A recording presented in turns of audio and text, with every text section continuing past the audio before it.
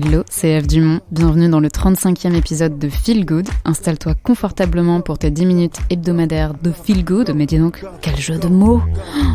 Je te parle chaque semaine de techniques, d'astuces, de mes découvertes et surtout, j'espère te donner un maximum de motivation pour t'aider à te sentir bien dans ton corps et dans ta tête. Cette semaine, comme on est déjà fin d'année 2022, je te propose un petit récap de l'année qui vient de s'écouler, aussi une mise en perspective pour l'année qui arrive. Et tu vas voir que, après avoir fait le point, tu vas te sentir extrêmement motivé, fier de toi, avec une vision plus claire de ce que tu as accompli et aussi une vision plus claire de ce que tu veux accomplir pour la prochaine année 2023 qui se prépare. Je sais pas toi, mais perso, j'ai l'impression que l'année 2022 est passée en un claquement de doigts. Et quand je repense au nouvel an de l'année dernière, c'était hier, quoi.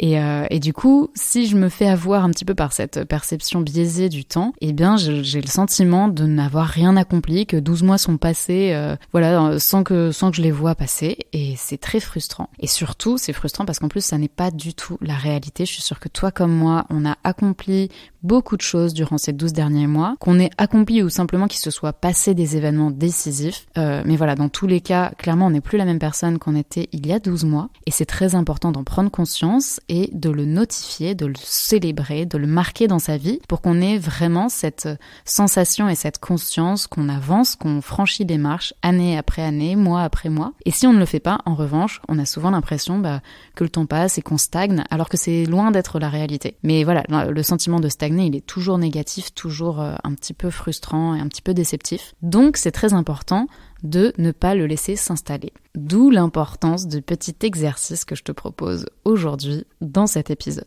Donc c'est un de ces fameux épisodes où tu peux sortir une feuille, un stylo, un papier, un crayon pour prendre des notes, ou bien ton téléphone, ou bien juste m'écouter et le faire un peu dans ta tête, ou bien m'écouter et le faire plus tard comme quelqu'un de très investi dans son développement personnel.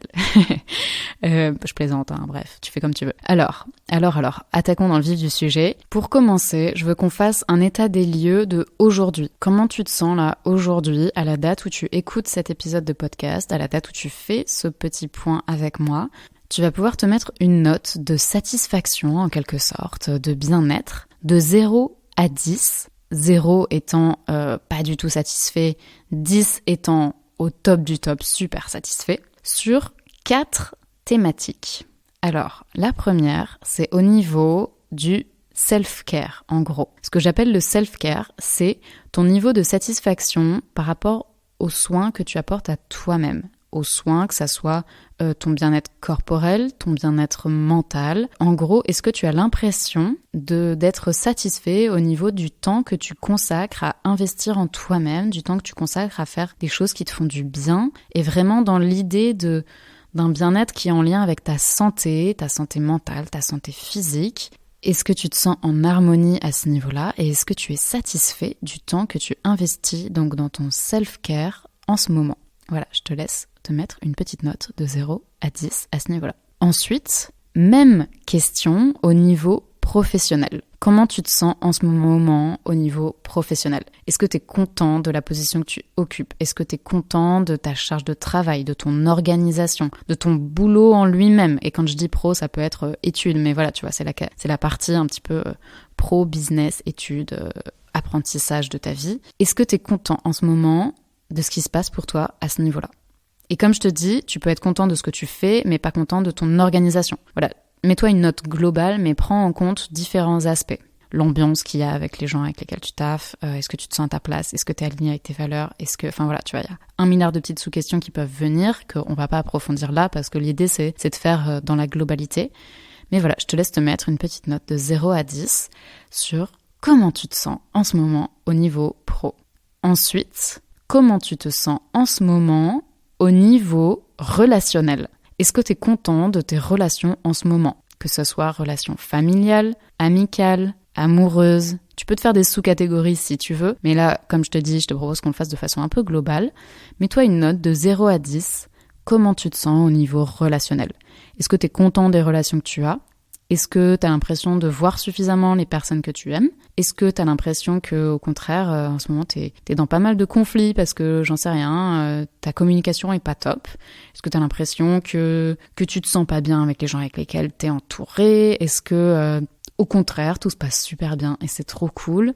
Peut-être que justement, c'est quelque chose sur lequel tu as mis l'accent particulièrement ces derniers temps, cette année, et du coup, peut-être que là, tu es particulièrement content des relations que tu as, de la régularité avec lesquelles tu vois ces personnes. Peut-être que tu as fait une rencontre, peut-être que dans ta famille, les choses ont bougé cette année, j'en sais rien. Voilà, tu te mets cette petite note de 0 à 10. Ensuite, même question, donc comment tu te sens au niveau de tes projets personnels. Donc cette fois-ci, je tiens à différencier les projets pro des projets perso parce que c'est pas tout à fait la même chose et clairement c'est pas tout à fait le même investissement de temps et je sais qu'on a tendance à faire passer le pro en priorité et du coup parfois on peut être très content au niveau boulot mais un petit peu frustré au niveau projet perso, que ce soit des projets de voyage, des projets de formation, des projets d'appartement, voilà, tout ce qui est un petit peu plus personnel, mais qui demande vraiment un certain temps de mise en place, d'organisation, de persévérance, etc. Ok, donc là, on a fait un état des lieux de comment tu te sens aujourd'hui dans, selon moi, les 4 sphères de notre vie qui sont vraiment principal pour notre harmonie, pour notre équilibre personnel, professionnel, pour notre bien-être global. Maintenant, ce que je te propose, c'est d'aller farfouiller dans ta galerie photo sur toute l'année qui vient de s'écouler. Ou autre astuce, si tu utilises les réseaux sociaux et que tu as Instagram, je te conseille d'aller regarder tes archives de story. Personnellement, c'est ce que je fais et c'est dans ces moments-là que je me souviens de tout les choses marquantes qui se sont passées pendant l'année qui vient de s'écouler.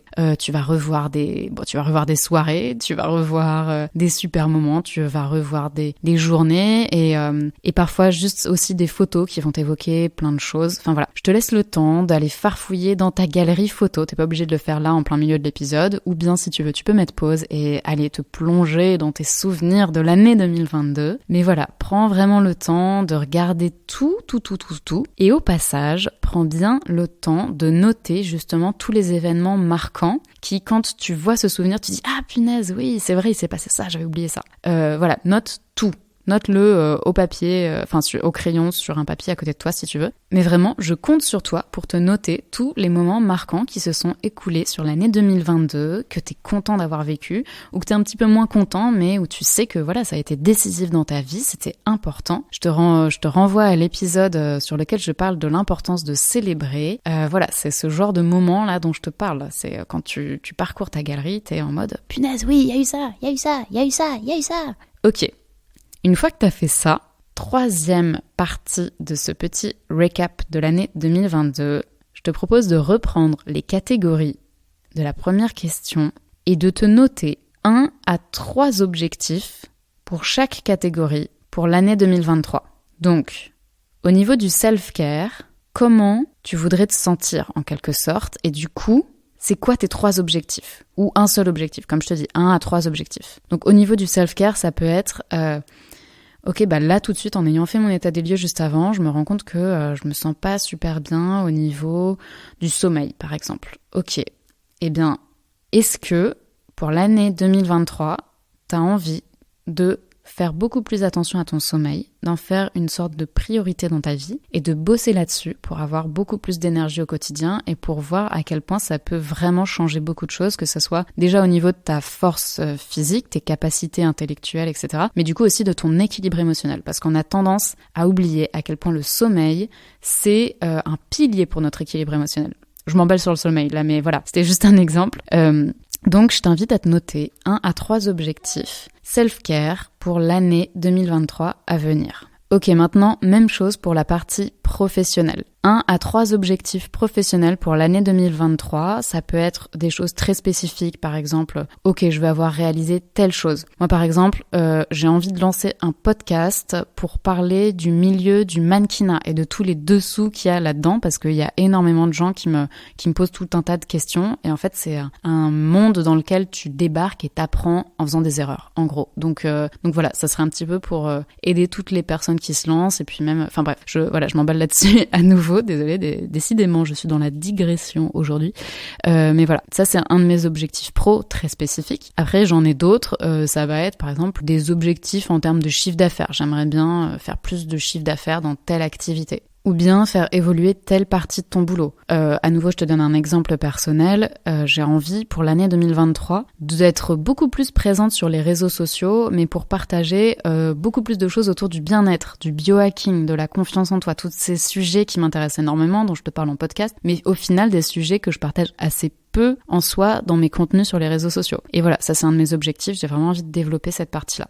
Comme je te disais aussi, tu peux être dans des objectifs plus organisationnels, productivité, enfin voilà, à toi de voir quelles sont les choses là que tu aurais envie de mettre en place en 2023 au niveau professionnel. Ok, ensuite, au niveau relationnel, 1 à 3 objectifs pour l'année 2023 au niveau relationnel. Des choses que tu aimerais peut-être améliorer dans tes relations ou bien des choses que tu as envie de développer, des choses que tu as envie de changer, enfin voilà. Le champ est vaste et libre et je t'invite, si t'es pas en couple et que tu rêves de rencontrer quelqu'un, pas de te dire me maquer parce que voilà, en fait, je t'invite à trouver un objectif qui est entre tes mains en quelque sorte. Un objectif sur lequel tu as un vrai pouvoir d'action. Donc ça serait pas, par exemple, me mettre en couple ou rencontrer l'âme sœur ou je ne sais quoi, mais plutôt quelque chose comme saisir les opportunités de rencontre. Donc aller à des soirées, des vernissages, faire des activités où tu rencontres des nouvelles personnes qui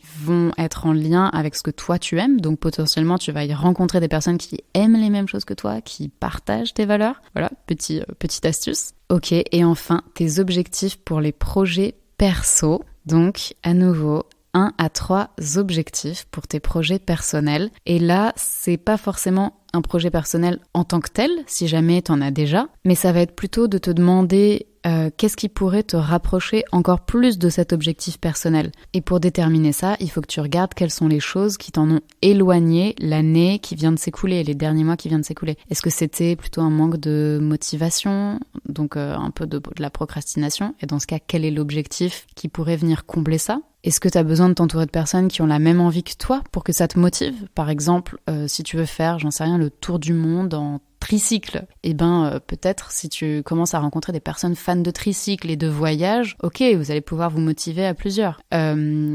Ensuite, si une autre problématique, c'est que t'as pas réussi à trouver suffisamment de temps pour travailler sur ce projet-là, comment tu peux te fixer un objectif qui va combler ça? Par exemple, un objectif de « Ok, je passe 3 heures par semaine pour avancer sur mon projet de fresque murale dans mon jardin », j'en sais rien. Enfin voilà, en gros, t'essaies de te fixer des objectifs en lien avec tes projets perso qui vont t'aider à avancer pour l'année 2023. Voilà. On a fait le tour, j'espère que ce petit point t'a permis d'y voir plus clair, que là t'es motivé à bloc et aussi content de l'année 2022 qui s'est écoulée. D'ailleurs, n'hésite pas à me dire en commentaire quel est l'événement le plus marquant que tu gardes en tête sur l'année 2022, qui t'a vraiment fait prendre conscience que waouh, 2022, c'est une putain d'année en fin de compte. Parce que ouais, je pense qu'on peut se le dire de chaque année. Chaque année qui passe est une putain d'année en fin de compte. Trop hâte de vivre la prochaine. Donc je te dis à très bientôt, prends bien soin de toi, pense à t'abonner, à mettre un like, à partager cet épisode en story si il t'a fait plaisir et que tu as envie de le partager à d'autres personnes. À la semaine prochaine, ciao.